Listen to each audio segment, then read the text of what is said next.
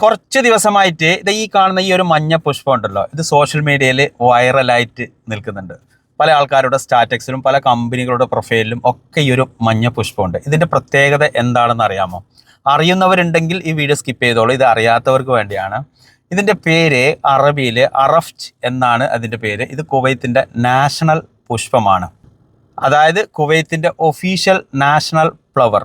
1983 ഈ ഒരു flower കുവൈത്തിൻ്റെ national പുഷ്പമായിട്ട് ഒഫീഷ്യലായിട്ട് അനൗൺസ്മെൻറ്റ് ചെയ്തത്. പിന്നെ എന്തുകൊണ്ടാണ് ഇപ്പോൾ ഇത് വൈറലായി വന്നതെന്നല്ലേ?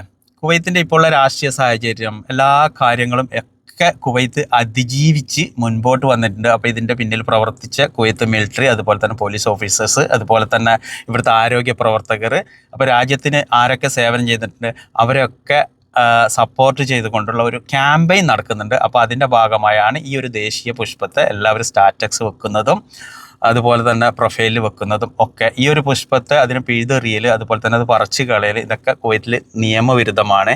എൻ്റെ ചെറിയൊരു അറിവ് വെച്ച് പറഞ്ഞതാണ്. ഇതിൽ കൂടുതൽ അറിയുന്ന ആൾക്കാരുണ്ടെങ്കിൽ കമൻറ്റിലേക്ക് കൂടെ ഒന്ന് അറിയിക്കുക. Thank you.